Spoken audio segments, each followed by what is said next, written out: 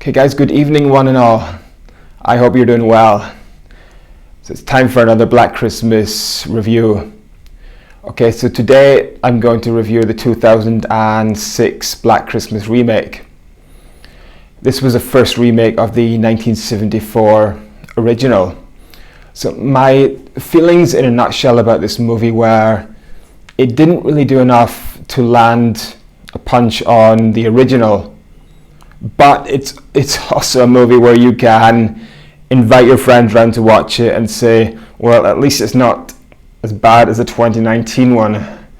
It does miss the mark for me. It doesn't land a single punch on the original, but unlike the 2019 one, it does have some redeeming qualities. So I will go into both the positives and the negatives where I just felt this movie failed to land. So the positives were, positive number one was the acting. You had a cast which included Crystal Rowe from Wrong Turn 2 and Lacey Chabert from Mean Girls.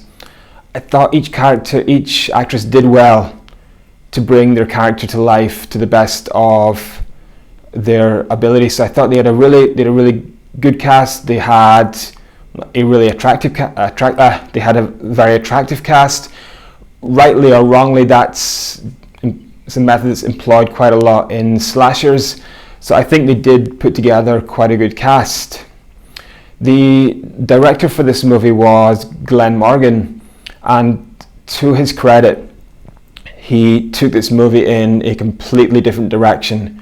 You know, he didn't take the safe option of doing a modern retell of the original Black Christmas with more crew and better gear. You know, he well and truly put his own stamp on this film.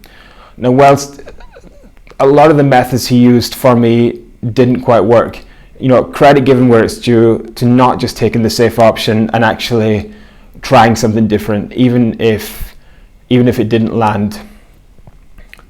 Positive 3 was the cinematography.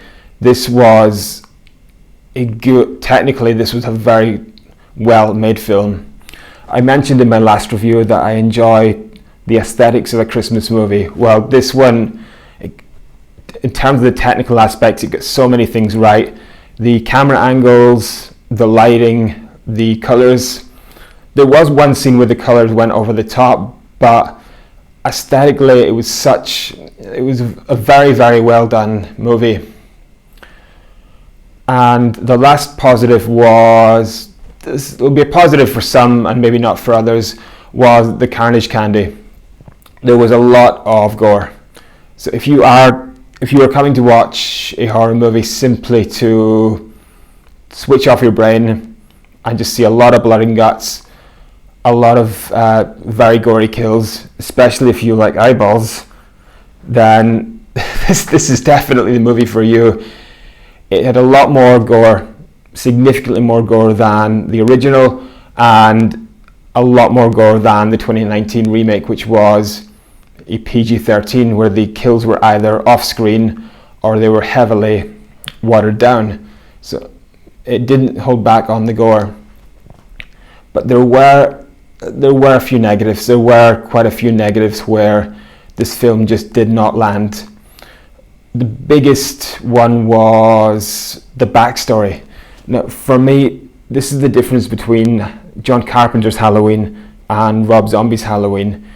In Carpenter's Halloween, you had this shape who saw Laurie Strode at his old house when she was dropping off keys, and he just followed her. There was no rhyme or reason why Myers killed people in the first Halloween, and it was the same in the original Black Christmas. But this one, we got everything about Billy Lenz. We first of all started off in the asylum. We learned his favourite food. We learned he liked a padlock on his cell door because it felt like home. We learned that he tried to escape every Christmas. We learned how he liked his cell. And then we learned about his bloody family past. You know, he was born with orange skin. He looked a bit like Bart Simpson. His mother didn't love him. He then saw his stepdad and his mom kill his real dad. So then he was then locked in the attic. and his stepdad couldn't conceive, so his mom raped Billy, and they gave birth to an incestuous daughter called Agnes. And then Billy killed his entire family and made them into human cookies. It was Christmas meets the Texas Chainsaw Massacre. And we also saw Billy's face in the first 5 minutes, and his daughter's sister, who was also involved in the killing spree, was a guy. I get that kind of character would be difficult to cast, but it was a guy. It was a big guy at that.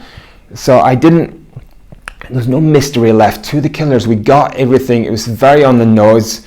We got everything about them, so I couldn't really get behind the killers at all. And the same applied to the cast. Now, I did say it was a good cast, but they did their best with very, very poor characters. There's not a lot of writing credit or any writing credit to be given for the characters. You had the rich girl, you had the drunk girl, you had the bitch, and you had the nice girl who was trying to be the glue to keep her sisters together. There was a little tender moment right at the end between two of the characters, but it didn't feel there was any kind of chemistry. It felt like these girls were told at the start of the semester, these are your sisters, deal with it. It didn't feel like there was any chemistry at all between the characters. Now, another negative, I did mention earlier on that there was a lot of gore, but another negative was the kills. There was a very, very little variety. It was eyeballs. So many eyeballs. Pulling out the eyeballs, eating the eyeballs, and putting a plastic bag over the head of the victim. There wasn't a lot of variety in the kills, which was disappointing. And I personally I couldn't even wear contact lenses. So every single kill being an eyeball kill just gave me the book. So I didn't really get into the kills at all, unfortunately. And the other thing was they just relied heavily on gore. There was no suspense, there was no creepiness, there was no real scares. There was no fear about the killers at all. They heavily relied on gore. The film, it failed to create any tension. And the ending as well, similar to Halloween 2, it just made a hospital look like the least secure place in the world. You had, Agnes was able to sneak back in and kill one of the girls undetected. When one of the girls hit the emergency button to try and alert the nurses were all singing Christmas carols, which is, it's pretty insane. I mean, I would say this movie did not, it didn't land. It relied too much on eye candy and carnage candy. It relied on a very attractive cast, and it relied on very brutal kills.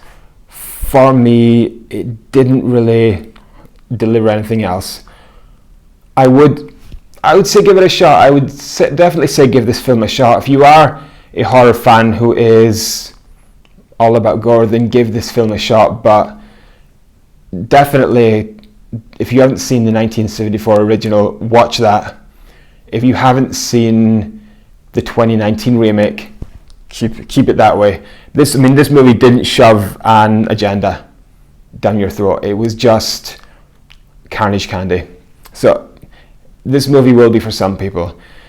Even as a standalone, it could just about work. But when you do a remake of a horror movie, especially one as good as the original, that comes with expectations. Now, this film has the blessing of the 2019 remake. I believe that after many people watched the 2019 remake, they did apologize to this film for giving it a bad review. It does have some redeeming qualities, and I would say, I rented this on Amazon and I watched it 2 times, and it's not a bad movie for the background. So I would say definitely give it a shot. But you are presented with incest, you are presented with cannibalism, you are presented with eyeballs on a Christmas tree, you are presented with a sex tape subplot. So you have to ask yourself, who decided to greenlight this movie?